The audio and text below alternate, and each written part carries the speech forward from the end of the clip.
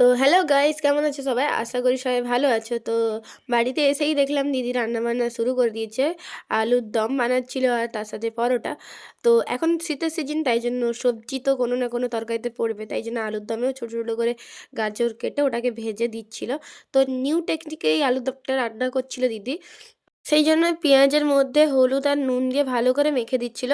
তারপরেই দেখতে পাচ্ছ তেলে আদা আর রসুনটা ভালো করে দিয়ে ভেজে নিচ্ছে। তারপরেই পেঁয়াজটা দিবে।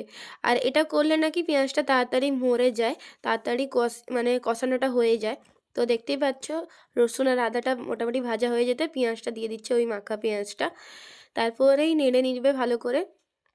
পেঁয়াজের ঝাঁঝটা মরে যেতেই তাতে সামান্য পরিমাণে টমেটো সস দিয়ে দিয়েছিল, কারণ বাড়িতে টমেটো ছিল না বলে টমেটো সস দিয়েই জ্বালিয়ে দিয়েছে।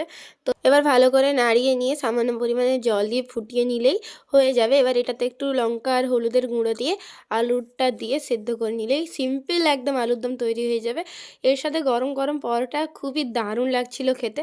তো তোমরাও বাড়িতে এই আলুর দমটা ট্রাই করতে পারো। তারপরেই দেখো গরম তেলে পরোটাগুলো ছেড়ে দিল। তো আমার চ্যালেঞ্জ অনুযায়ী আমিও প্রতিদিন পোস্ট করছি ভিডিওগুলো। তো তোমরাও একটু সাপোর্ট করো, লাইক করো, সাবস্ক্রাইব করো। তো আজকের জন্য